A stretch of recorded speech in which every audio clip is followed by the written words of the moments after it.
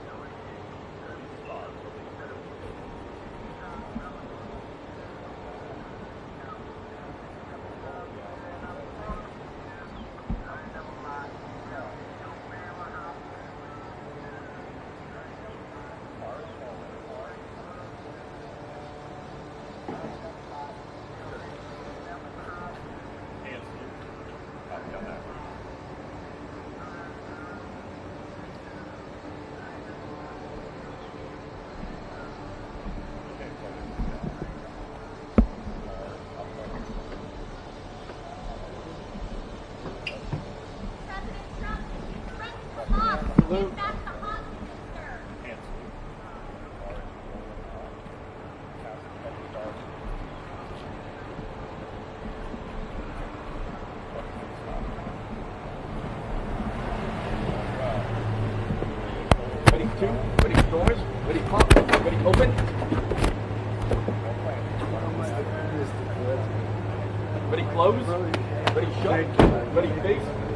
That's you. Thank you very much. Yeah, I know. Thank you very much. Yep. Okay. I think.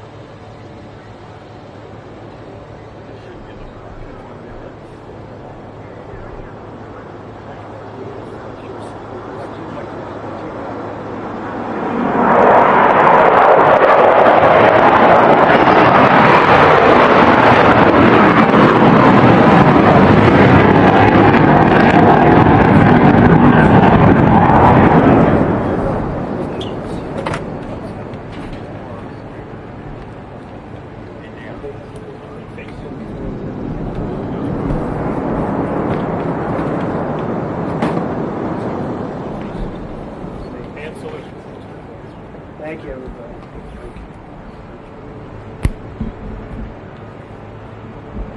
Thank you.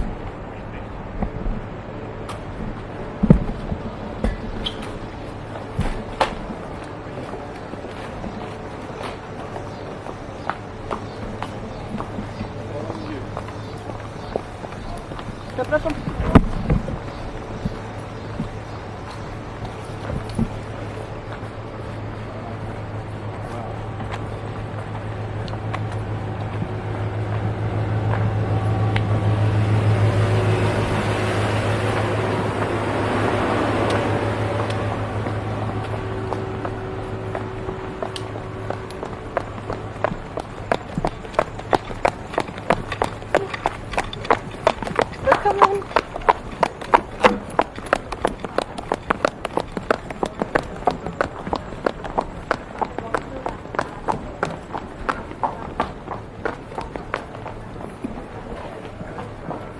Did you see it? Sure. Trying to get into it.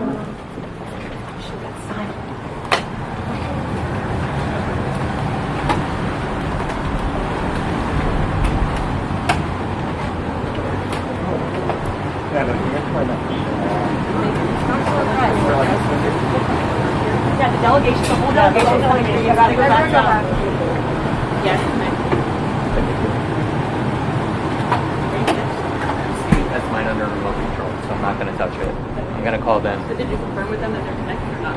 I ready to test it with the hands.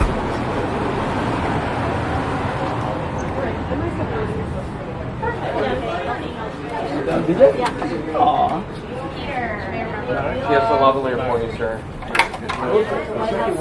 What grade do you think I am? I'm gonna make sure I'm not wrong. How was it? Lovely.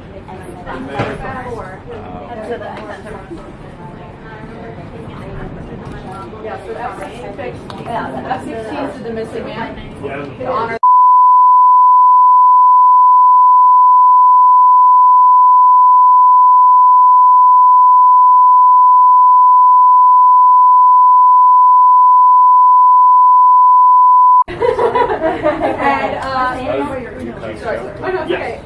The F-16 performed a missing man formation Other side of the room. in honor of a Polish F-16 pilot Closer to the who died in the crash last week.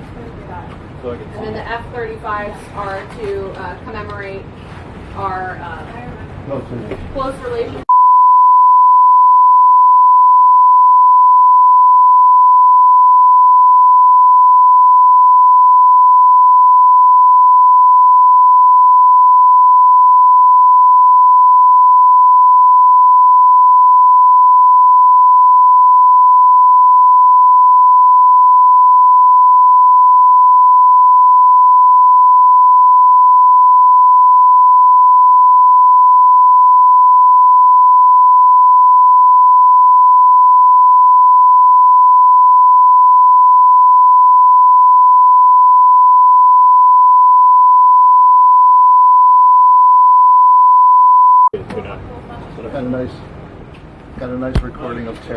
question. I like that. Mm-hmm. What's that? They're very upset. That means you're doing your job. We might not go That means you don't go to the next one. Okay. Welcome to my world. Is that Peter's microphone too? Checking it now, You hear Peter. me? 1, 2, 3, 4, 5, 6, 7, 8, Yep, 9, 10. I got you. Let me check it quick. Do it one more time.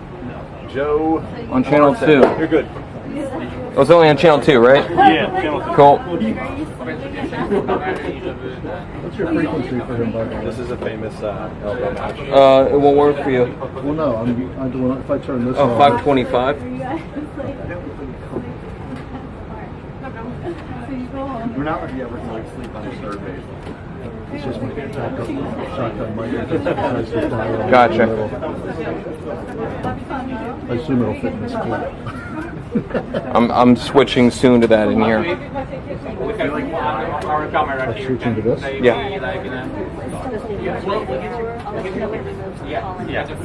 Excuse me.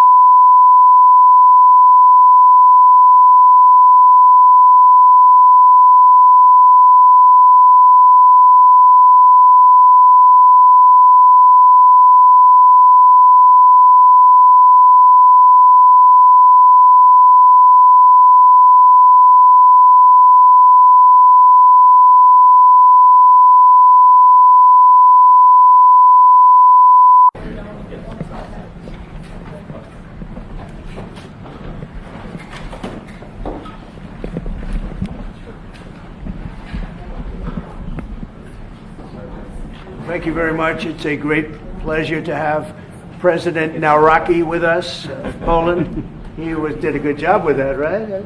Gave me a little different pronunciation. I said, I want to get it perfect. Did I get it right? Yeah. Good. Good. Yeah. Nawrocki. I better get it right. And the president's been amazing. He had an incredible race. He came from behind and he won very handily. The people of Poland have taken to him immediately. They really love him.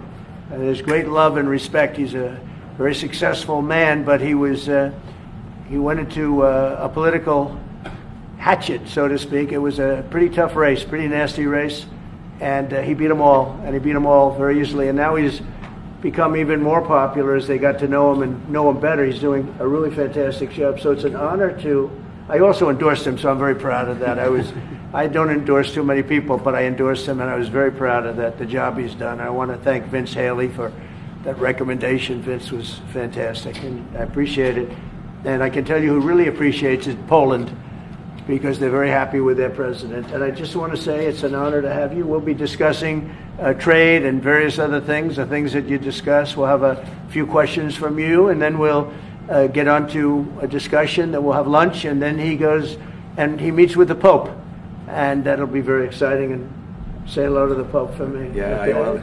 Thank you very much for being here. Thank you very much, Mr. President. Thank you very much, and I would like to express my gratitude for your invitation. Only after 1 month from my sworn and from celebration for my inauguration, it means that Polish-American relations are very important, very strong. I think that we have so strong relations that we have never had, and it's very important for me. Our relations are based, of course, on the values. Right. And thank you very much for your support, for your endorsement during my very hard campaign. I remember it, and I'm very grateful for your support. It was the fight me against others, so your support was very important, and the support of Polish people, Polish diaspora in United States of America. We have almost more than 10 million people here, and they voted for Donald Trump. They voted for me. Yeah, and in vast majority they voted also for me, so I would like to say hello to Polish diaspora in United States of America. Those relations for me, for Poland, for Poles, are very important with United States of America, and they are based on values: independence, sovereignty, democracy. And I think, Mr. President, that those values are epitomized by our common heroes, yes, Kazimierz Pułaski and Tadeusz Kościuszko. So thank you very much, and I hope it will be very fruitful discussion around the energy, around the economy and military service. Yeah. And the flyover was very much in honor of your great pilot who just passed away recently, who was a legend in Poland. You might want to say something about him. Yes, of course, it was a terrific accident in Poland. Thank you for this gesture that F-35 opened our meeting. Major Krakowian was one of the best Polish pilots, well-honed Polish pilots, and he died. He lost 2 children, so it was a great tragedy. He was a legend in Poland, actually, a legend as a pilot. He was an incredible pilot, and I think he went to the Air Force Academy, actually. But he was a fantastic pilot, and it was a big setback. The people of Poland are very, very sad. So we thought we'd do that. That was the single plane that swooped up. And machines, American machines, opened our meeting. It was great, and we are waiting for 32 F-35s in Poland. So it also shows that we have great relations according to the best military equipment on the world, American equipment, which build Polish security too. Well, Poland, we've had a tremendous relationship. I think now it's better than ever because of this relationship. It's a little special because we fought together. But we've always been very good, and we have some wonderful people, as you know. Duda, my friend, he's a good man, and still a big fan of yours, very much so. So it's a great honor, and we're going to talk about trade. We'll talk about some other things. We'll take a couple of questions from the media. Will American soldiers remain in Poland?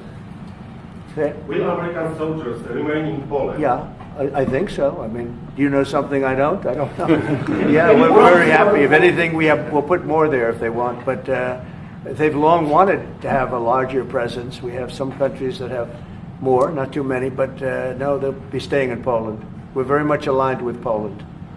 Sir, on Russia and China, you, sir, can we ask about, we saw a dramatic picture where we saw the leaders of Russia and North Korea and China together, the first time the leaders of those three countries have been together in this sort of show of solidarity. You said that they're conspiring against the United States. What do you think they're conspiring to do? And given this, is it reason why you should slap or would consider slapping secondary sanctions on Russia if they're conspiring against the U.S. now? Well, I've already done that with regard to India, and we're doing it with regard to other things. And I put out a truth last night. You saw that. And I was the one that brought it up. I said they're only doing this. They're looking to, when they did what they did, I thought it was a beautiful ceremony. I thought it was very, very impressive. But I understood the reason they were doing it, and they were hoping I was watching, and I was watching. My relationship with all of them is very good. We're going to find out how good it is over the next week or two. I think that we helped China very much, as you know, when they talk about freedom. And I don't believe that, and maybe I'm wrong, I hope I'm wrong, but I don't believe that America, that the United States was acknowledged for helping China to gain its freedom. But perhaps that was just that was a sleight of hand. I mean, I was very surprised. I watched the speech last night. President Xi's a friend of mine, but I thought that the United States should have been mentioned last night during that speech because we helped China very, very much. What was the reason? They should have been invited, Mr. President. What was the reason? Mr. President, do you think they should have been invited? Yes, go ahead. You've expressed many times your frustration and disappointment with Putin, but there's no action since you took your office. How do you know there's no? How do you know there's no action? But Really? don't you worry- Wait. Who are you with? Who are you with? I'm with Polish radio. Okay. How do you know there's no action? Would you say that putting secondary sanctions on India, the largest purchaser outside of China, they're almost equal? Would you say there was no action? That cost hundreds of billions of dollars to Russia. You call that no action? And I haven't done phase 2 yet or phase 3. But when you say there's no action, I think you ought to get yourself a new job, because if you remember 2 weeks ago I said, if India buys, India's got big problems, and that's what happened. So don't tell me about that. Go ahead. Mr. President, Mr. President, right now there have been survivors of Jeffrey Epstein speaking at a press conference on Capitol Hill. They're calling for these case files, these documents to be released. And Thomas Massey, who was sponsoring a discharge position to get the House to vote on releasing those documents, says he doesn't believe you're implicated in these files, but many of your friends and donors may be, and he says that's why the Justice Department is redacting them and slow-walking the release. Is the Justice Department protecting any friends or donors, sir? So this is a Democrat hoax that never ends. You know, it reminds me a little of the Kennedy situation. We gave him everything over and over again, more and more and more, and nobody's ever satisfied. From what I understand, I could check, but from what I understand, thousands of pages of documents have been given. But it's really a Democrat hoax, because they're trying to get people to talk about something that's totally irrelevant to the success that we've had as a nation since I've been president. Even if you look at D.C. right now, D.C., it's a totally safe zone. It's called a safe zone. That's a term. It's a term of art. It's a safe zone because it's very safe. You can walk down the street now and nothing's going to happen. No crime, no murders, no nothing. Because we had a lot of problems with certain places, and we still do. All run by Democrats, or for the most part run by Democrats. So what they're trying to do with the Epstein hoax is get people to talk about that instead of speaking about the tremendous success, like ending 7 wars. I ended 7 wars. Nobody's going to talk about, because they're going to talk about the Epstein, whatever. I understand that we were subpoenaed to give files, and I understand we've given thousands of pages of files. And I know that no matter what you do, it's going to keep going. And I think it's enough, because I think we should talk about the greatness of our country and the success that we're having. I think we're probably having, according to what I read, even from two people in this room, we're having the most successful 8 months of any president ever. And that's what I want to talk about. That's what we should be talking about, not the Epstein hoax. When are you going to make a decision on Ukraine, Mr. President? I have no message to President Putin. He knows where I stand, and he'll make a decision one way or the other. Whatever his decision is, we'll either be happy about it or unhappy. And if we're unhappy about it, you'll see things happen. Venezuela, can you give us a sense of what the U.S. policy or what you're trying to achieve with the aircraft carriers, or the boats, I should say, in near Venezuela, and also the boat that you mentioned yesterday where 11 people were killed? What was found on that boat, and why were the men killed instead of taken into On the boat, you had massive amounts of drugs. We have tapes of them speaking. It was massive amounts of drugs coming into our country to kill a lot of people. And everybody fully understands that. In fact, you see it. You see the bags of drugs all over the boat. And they were hit, obviously. They won't be doing it again. And I think a lot of other people won't be doing it again when they watch that tape. They're going to say, let's not do this. We have to protect our country, and we're going to. Venezuela's been a very bad actor. They've been, as you know, they've been sending millions of people into our country, many of them Tren de Aragua, some of the worst gangs, some of the worst people anywhere in the world in terms of gangs. And we had some in Washington, D.C. We took care of them very quickly, but they're out of here. They've gone. But Venezuela's been very bad, both in terms of drugs and sending some of the worst criminals anywhere in the world into our country. They emptied out, you don't know this, but they emptied out their prisons in Venezuela, and they emptied them out into the United States of America. And that's part of the problem we have. We're getting them out. We're getting them out rapidly, but it's caused a tremendous problem. And Pete and all of the people that are working very hard to rectify the stupidity of the Biden administration, allowing these people to pour into our country with open borders. We are paying a big price as a country for the incompetence of the Biden administration. But think of it, opened up prisons, drug dealers, drug lords, everything coming out of Venezuela, they said, and we said, we're not going to put up with it anymore. So Venezuela has been one of the worst actors in the whole group, and we have a group of pretty bad actors. Are you wanting to force the Yeah, thank you, Mr. President. At the end of this month, the government or the Congress has to pass a budget. Do you think we can avoid a government shutdown? Yeah, I do. I think the Republicans will vote for an extension. We won't have any Democrat votes. We could give the greatest budget ever. Tax cut of 50%, everybody taken care of, perfect for women, perfect for men, perfect for minorities, perfect for everything, and we wouldn't get one vote for the Democrats because they've lost their mind. They are so deranged. They have Trump derangement syndrome, and I don't want to burn the Republican Party with it, but they really are. They've become almost sick. They actually think there is a disease. It's called Trump derangement syndrome. They've got it.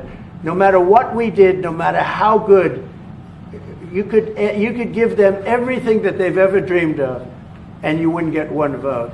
These are sick people, and I think we're going to have a tremendous midterm. We just approved the largest tax decrease in the history of our country. We have things, if you think of it, no tax on tips, no tax on Social Security for our seniors, no tax on overtime, deductions when you buy a car and you borrow money to buy a car. First time they've ever seen anything like this. Middle-income people get deductions. You get a deduction when you buy a car. Nobody's ever seen. And by the way, they're selling cars like crazy. Cars are pouring back because of the fact that we have tariffs. Cars are pouring back into our car plants are pouring back into our nation. They're coming from all over the world. They're coming back. We lost about 54% of automobile manufacturing over a 30-year period, 35-year period. They're all coming back. I think they're coming back higher than ever before. We have AI going up. What we've done is amazing, and what we've passed is amazing. But the Democrats, I don't believe, will get one vote. It's very anti-crime. We want anti-crime. They're in favor of crime. We're against crime. They gave us things like men playing in women's sports, open borders for everybody, transgender for everybody. I mean, they wanted transgender for all of the crazy things that they were saying. And, people would say they're 80-20 issues. I say they were 97-3. I always say 97-3, and nobody knows who the three are. this is the best issue of all. They are against preventing crime. They are fighting us. I want to go into Chicago, and I have this incompetent governor that doesn't want us. Do you know that this weekend 72 people were shot in Chicago? I'm embarrassed to say it in front of the president of Poland. 11 people were killed. 72 people were shot. Last week, 7 people were killed in Chicago, a place which is probably your number one place. I hate to say it. Yeah, a lot of Poles in Chicago. And we got to keep it safe. But 7 people were killed. The week before that, 5 people were killed, and 21 people were shot. This is in 3 weeks. So in 3 weeks, I lost almost 35 people were killed. It could have been stopped. If you look at Washington, D.C., 3 weeks ago, it was the same or worse. And now it's considered a totally safe zone. Restaurants are open. They're bustling. Restaurants, you have to see, restaurants were dying. Nobody wanted to go out. They didn't want to be attacked. They didn't want to be mugged. They didn't want to be attacked even in the restaurant. And you take a look at what's happened.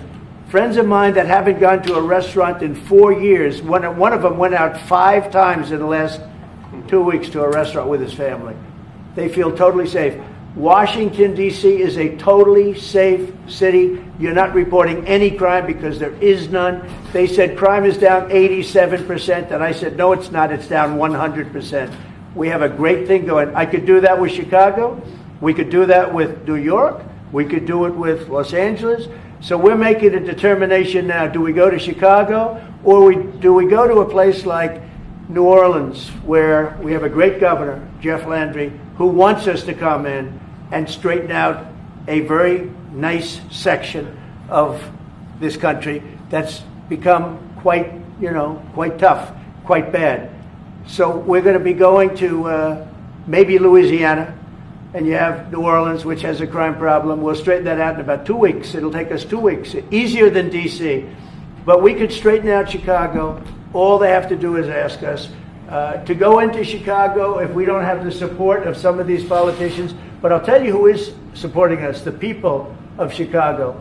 And I sort of want them to let it be known. They have incompetent people. A guy like Gavin Newsom, he's the governor of a state that if we didn't go into Los Angeles with our soldiers, with our National Guard, you wouldn't even be having the Olympics there. They were going to take it. And remember this, your top law enforcement officer in Los Angeles said, there's no way we could have done this without President Trump coming in with the troops. We saved Los Angeles and we saved the Olympics. Thank you very much. I got this, Thank you, Andrew. Thank you. Mr. President, in regards to Gavin Newsom, would you be open to a congressional investigation in regards to the specific Palisades fire where killed 12 seniors to see if there's any negligence on Gavin Newsom or Karen Bass in regards to those deaths? Well, I'll tell you, there's negligence on not getting people permits. That is negligent. We got all of the federal permits. Lee Zeldin, the federal permits are much more difficult. They were all gotten within 30 days. People could go build their houses. It's going to be years before they are allowed to build their house. And Karen Bass is grossly incompetent. And Newsom, this is a very incompetent guy. I watched him with the hands. I'm saying, what's going on with the hands? There's something wrong with him. Do you watch him? There's something wrong with this guy. But more importantly, he didn't allow the water to come from the Pacific Northwest. You know, they have tremendous amounts of water in California. People don't know. They send the water out to the Pacific Ocean. So I demanded it be open. If that were open during the fire, before the fire, you wouldn't have had the fire because all the sprinklers would have worked in the houses. They had no water. They had no water in the fire hydrants. You wouldn't have had the fires. It would have been put out after one house, 2 houses. But he stopped the water from coming in. And I had to send in the military to have that water opened after the fires. And now they have water, but he should have more because they still restricted. There's something wrong with these people. There's something really wrong. As to investigation, I view it as a gross incompetence. I view it as an ideology that's wrong. It's a radical left ideology. And if I didn't win this election, I think our country would be destroyed. I don't believe you'd be here right now, and our country would be destroyed. Yeah. Go ahead. Thank you, sir. What are the most important branches of interests between Poland and U.S. in your opinion? Well, it's just the relationship we have. I think there's a great trust and a great, more than most countries, more than almost any countries. We have some in a category that's very special, and Poland is in that category. We have a very special relationship. It's like the question about the soldiers that was asked. We never even thought in terms of removing soldiers from Poland. We do think about it with regard to other countries, but we would never know. We're with Poland all the way, and we will help Poland protect itself. I would like to add something. Of course, security is most important also for our relation. And I'm a historian, as you know, maybe, Mr. President. Sure. I'm a historian, and this is the first time in Polish history, in 20th century and the 21st century, that the Poles are happy that we have foreign soldiers in Poland. So the American soldiers are the part of our society nowadays. We have almost 10,000 soldiers, and this is the signal to the whole world and also to the Russian Federation that we are together. But we are not like the Poland free riders in Europe and in NATO. Mr. President Trump knows it, because our GDP for military service achieved 4.7. So we are probably the one NATO nation which is on this level, and we will not stop. Me, as the President of Poland, we are going to achieve 5% of GDP for military service, but with American soldiers on Polish soil, we solidify and we are secure. Just about that. Poland was one of two nations that paid more than they were supposed to with NATO. I don't know if anyone knows that, but there were two nations, and Poland paid more than they were supposed to. They thought it was low. And by the way, since then, at my request, they've raised it from 2% to 5%. But Poland was one of two nations that paid more than they were supposed to, which was a very nice thing. Yeah. William said you were not invited to the parade in Beijing. Never even thought about it until just now. President Nawrocki, what's your message for President? Never even thought. It wouldn't have been my place to be there. On tariffs? Will you visit a restaurant in D.C.? You haven't gone to... I might, sure. You haven't gone to one in either of your terms that wasn't... How do you know? How do you know? Because I and many other... Do you want me to prove you wrong? Do you want me to prove you wrong? Yes, please. But I will, I think it's something we could consider doing. I'd love to do it. I love the White House food, but after a while I could see going to a nice restaurant. It's safe. If you would have said, like the Governor Moore wanted me to go and walk through Baltimore with him, and I said, I think I'm a brave guy, but there's no reason to be stupid. They have crime that's at levels that nobody's ever seen before in Baltimore. They've done a terrible job. We'd go into Baltimore, straighten it out very quickly, too. You know why? They respect our soldiers. You see our soldiers. They respect our soldiers. We'd go there, too. But we're going to have people asking us to go. They're going to want to, and I think the people of those places the politicians are not in tune with the people. The people in Chicago, the people in Baltimore, the people in all of the places we talk about, they want to see us there. And I think we're pretty much waiting till we get asked, and properly. Because we're doing them a big service. Yeah, please. You talked about how historic these tariffs have been, bringing in revenue, additional revenue for our country. You've also mentioned before they could possibly replace federal income tax. Possible. Do you think that's... Someday it's possible. It used to be. So if you go back to 1913 is when they ended tariffs. We were the richest ever from 1850. It was all tariffs. We didn't have income taxes. From 1850 to 1913. In the 1887s, about 1887, they had the Great National Tariff Act. And it was a group of people that got together because our country was so rich, they didn't know what to do with the money. We had so much money, they didn't know what to do. It was a group of very prominent people that were set up to hand out money to everybody because we were the richest we ever were. Proportionately, we were in 1887, around that time, even in 1913. We ended them in 1913. How did that work out? And then we went to the income tax system, and then we had the Depression. And by the way, a lot of people try and say that, tariffs with the Depression. No, they ended in 1913, and then we went to income tax, and then in 1929 you had the Depression. They did try and bring it back in 1931-32, but the Depression had long started, and this poor, beautiful nation was gone. It was gone. We suffered for 25 years. It took 25, 30 years to really recover from the Depression. And we don't ever want to see that happen again. The tariffs are vital to the success of this country. When I say I ended 7 wars, at least half of those wars were ended because of the power of tariffs. I was able to say, well, we're not doing any business with you, or if you're going to war, we're putting a big tariff on you. And all of a sudden they announced that the war was settled. I settled 7 different wars, one going 31 years, look at the Congo and Rwanda, look at that, 31 years, 10 million people dead, I got it settled. And a little bit of that one, less than in some cases, had to do with trade and had to do with tariffs. So, tariffs are vital to our country. And just so you know, other countries use them on us, but I just use them a lot better. We're in a much better position. We have trillions of dollars coming into our country. If we didn't have tariffs, we would be a very poor nation, and we would be taken advantage of by every other nation in the world, friend and foe. We're not going to let that happen. And we have a very, very big case in the Supreme Court. I can only say this. Our country has a chance to be unbelievably rich again, but it can also be unbelievably poor again. If we don't win that case, our country is going to suffer so greatly. What's the backup plan, sir? But I think we're going to have a big victory. Even if you look at the people that brought the case, they're foreign-oriented. They're foreign. Countries have taken advantage of the United States for so many years. And I started with China.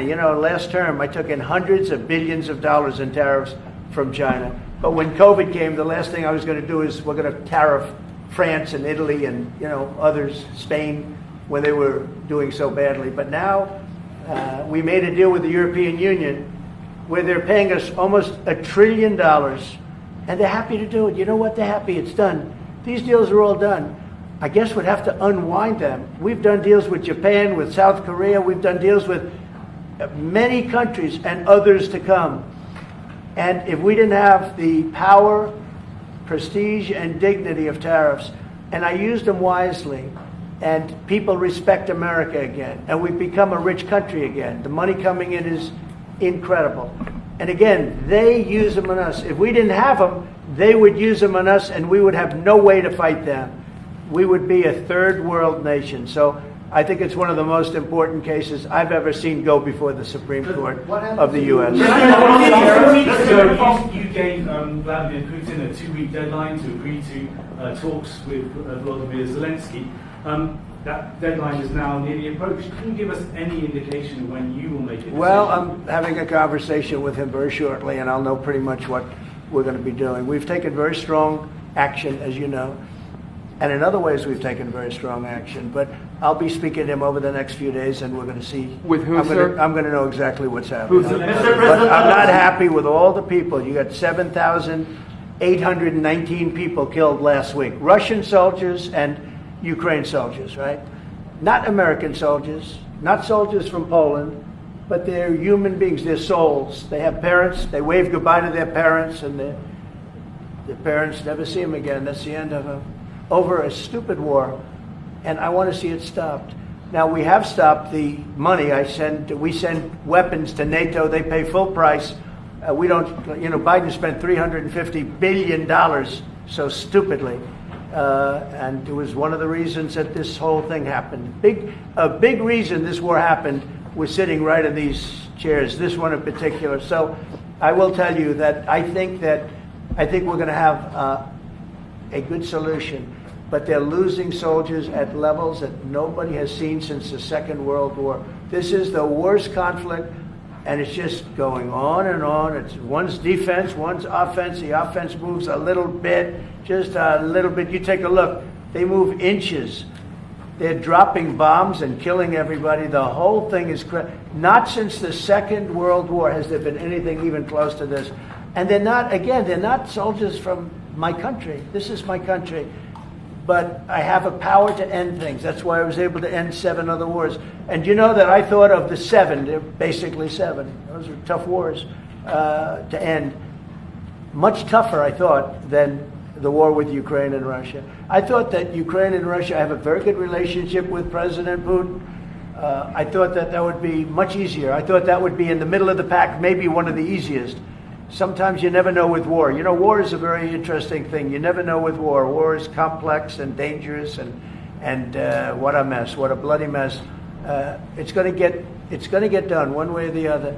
But they have to stop killing all of these souls. There's souls, and we have to stop killing. Just to follow up on that.